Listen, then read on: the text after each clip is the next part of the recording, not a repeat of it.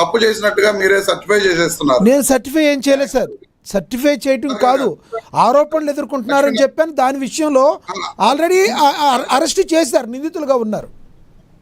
కాదు ఒక విషయం చెప్తున్నానండి. అంటే నేను తమ్మినేని సీతారాం గారు, భూమన కరుణాకర్ రెడ్డి గారు ఈ విషయాల గురించి చెప్తున్నా.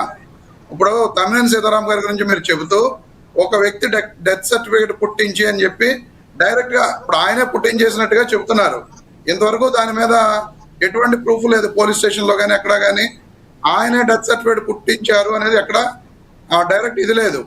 అలాగే భూమన కరుణాకర్ రెడ్డి గారిది కూడా ఎన్నో గతంలో 25 సంవత్సరాల క్రితం ఆయన కొనుక్కున్న భూమిని ఆల్రెడీ దాని మీద కేసు కూడా కోర్టులో ఉంది. ఏంటంటే కేవలం ఈనాడు పత్రికలోను, ఆంధ్రజ్యోతి పత్రికలోను వచ్చిన వార్తల ఆధారంగా ఎటువంటి చర్యలు తీసుకోవట్లేదు అని చెప్పి పేపర్లో వచ్చిన కఠిన కథనాల ఆధారంగా ఈ రోజున భూమన కరుణాకర్ రెడ్డి గారి భూమిని ఆయన దగ్గరికి వెళ్ళి ఆ కాంపౌండ్ వాళ్ళు పడగొట్టడం కానీ ఇలాంటివి కానీ చేయడం జరిగింది. నిజంగా ప్రభుత్వానికి వీటి మీద పూర్తి స్థాయి హక్కులు ఉంటే వాళ్ళు దాన్ని అంతటిని కూడా స్వాధీనం చేసుకునే పరిస్థితి ఉండేది. కానీ కోర్టులో కేసు ఉండగా ఎటువంటి నోటీసులు కూడా, కనీసం ఎంఆర్ఓ కూడా భూమన కరుణాకర్ రెడ్డి గారికి నోటీస్ ఇవ్వకుండా ఈ రోజు నాకు గోడ కూల్చివేశారని చెప్పి అక్కడ వారి కుమారుడు భూమన అభినయ్ రెడ్డి గారు వెళ్ళి మాట్లాడిన వీడియోలను కూడా మనం చూడటం జరిగింది. ఏం జరుగుతుందంటే ఈ రాష్ట్రంలో ఒక వికృతమైన రాజకీయ క్రీడను టీడీపీ, జనసేన, బీజేపీ కూటమి ప్రభుత్వం మొదలుపెట్టింది. వీళ్ళు అధికారంలోకి వచ్చిన మొట్టమొదటి రోజు నుంచి కూడా వీళ్ళ ఎజెండా ఏమిటంటే వైఎస్ఆర్ కాంగ్రెస్ పార్టీని, వైఎస్ఆర్ కాంగ్రెస్ పార్టీలో ఉన్న నాయకులను, కార్యకర్తలను ఏదో ఒక విధంగా వాళ్ళను చెడ్డ నాయకులుగా, మంచివారు కాదని చెప్పి చిత్రీకరించడం, లేదు వారి మీద వ్యక్తిత్వ హననానికి పాల్పడడం, వాళ్ళు తప్పు చేసినా చేయకపోయినా రకరకాల కేసులు పెట్టి వాళ్ళను జైళ్లకు పంపించాలని ఏకైక ఉద్దేశంతో వీళ్ళు రెడ్ బుక్ రాజ్యాంగాన్ని ఒకటి ముందు పెట్టుకుని ఎవరైతే ప్రభుత్వాన్ని ప్రశ్నిస్తారో, ఎవరైతే ప్రభుత్వం మీద వ్యతిరేకంగా మాట్లాడుతున్నారో వాళ్ళందరి మీద కూడా రకరకాల అక్రమ కేసులు బనాయించి జైళ్లకు పంపితే రేపొద్దున వీళ్ళందరినీ కూడా ప్రజలు చేదరించుకుంటారు. వైఎస్ఆర్ కాంగ్రెస్ పార్టీ యొక్క గ్రాఫ్ డౌన్ ఫాల్ అయిపోతుంది, మాకు ఎదురుండదు అని చెప్పి ఈ టీడీపీ, జనసేన కూటమి ప్రభుత్వం అనుకుంటుంది.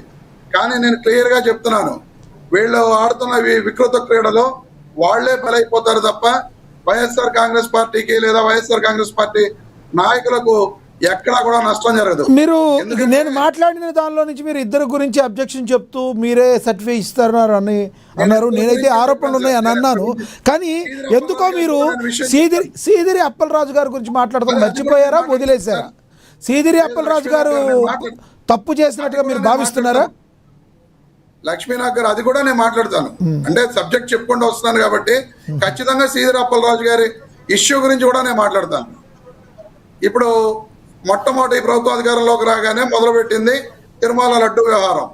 ఏంటంటే వైఎస్ జగన్మోహన్ రెడ్డి గారిని ఏదో ఒక విధంగా హిందుత్వ వ్యతిరేకిగా చూపించడం కోసం తిరుమల లడ్డూలో జంతు కొవ్వు కలిసిందని చెప్పి ఎటువంటి ఆధారాలు లేకుండా స్వయంగా ఈ రాష్ట్ర ముఖ్యమంత్రి, అలాగే ఈ రాష్ట్ర ఉప ముఖ్యమంత్రి పవన్ కళ్యాణ్, బీజేపీ పార్టీ వీళ్ళందరూ కూడా ఇష్టం వచ్చినట్లుగా ఆరోపణలు చేశారు.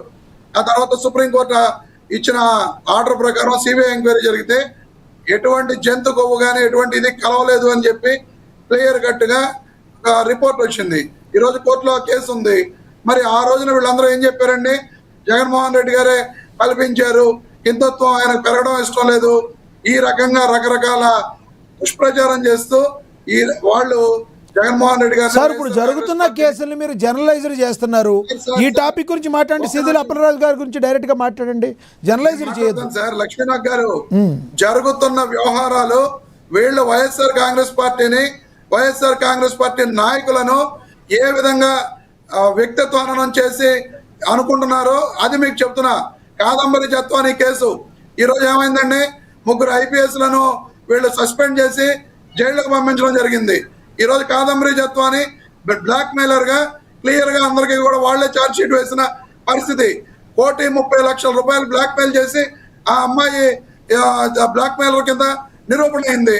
మరి ఈ రోజున IPS లో తప్పు చేశారని చెప్పి వీళ్ళు ఎలా సస్పెండ్ చేశారు, వాళ్ళు ఎలా జైలుకు పంపించారు?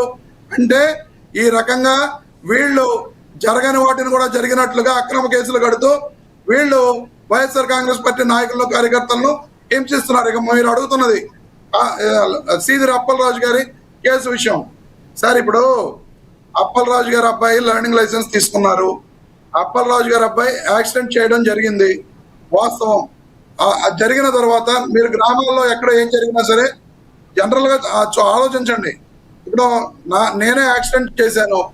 యాక్సిడెంట్ చేసిన తర్వాత ఖచ్చితంగా అక్కడ అతనికి ఏం జరిగిందో మనం చూస్తాం. అతన్ని ఇచ్చేసి అతని ఒకవేళ నిజంగా చనిపోతే కేసులు గట్రా వద్దనుకుని ఎక్కడైనా సరే గ్రామీణ ప్రాంతాల్లో సెటిల్ చేసుకోవడానికి ప్రయత్నం చేస్తాం. ఎందుకంటే మన తప్పు లేకుండా గౌక్కున జరిగి ఉండొచ్చు, లేదా మన తప్పుతోటి కూడా జరిగి ఉండొచ్చు. ఆ రకంగా అక్కడ సీదిరి అప్పలరాజు గారికి కుమారుడి యాక్సిడెంట్ విషయంలో సెటిల్ చేసిన నాయకులు టీడీపీ నాయకులు. కానీ ఆ నాయకుల గురించి వీళ్ళు ఎక్కడా మాట్లాడట్లా. సీదిరి అప్పలరాజు గారే తప్పు చేసినట్టుగా మాట్లాడుతున్నారు. ఆ టీడీపీ నాయకుల్ని మరి ఆ టీడీపీ నాయకుల్ని కేసులు ఎందుకు పెట్టలేదు వీళ్ళు?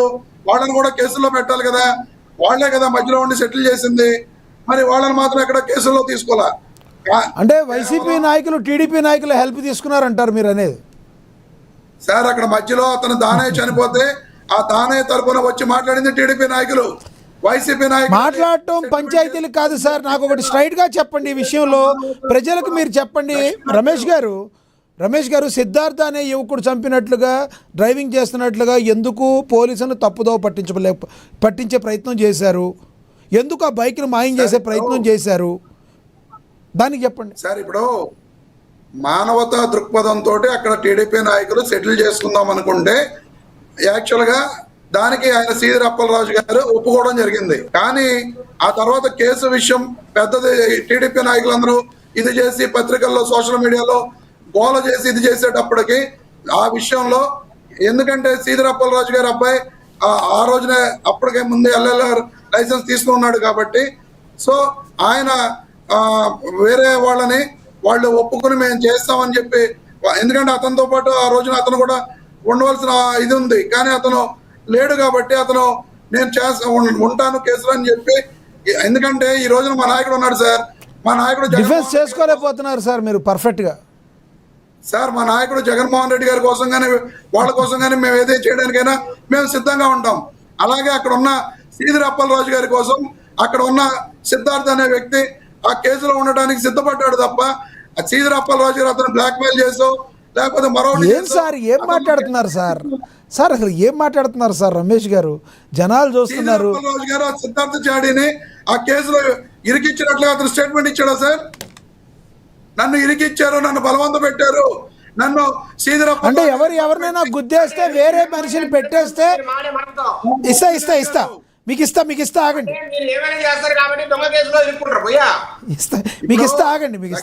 మీకు ఇస్తా ఆగండి సార్. చెప్పండి. సీదిరి అప్పలరాజు గారు అతన్ని బలవంతం పెట్టి ఇబ్బంది పెట్టి అతన్ని కేసులో ఇరికిస్తే అది సీదిరి అప్పలరాజు గారి తప్పు. ఇప్పుడు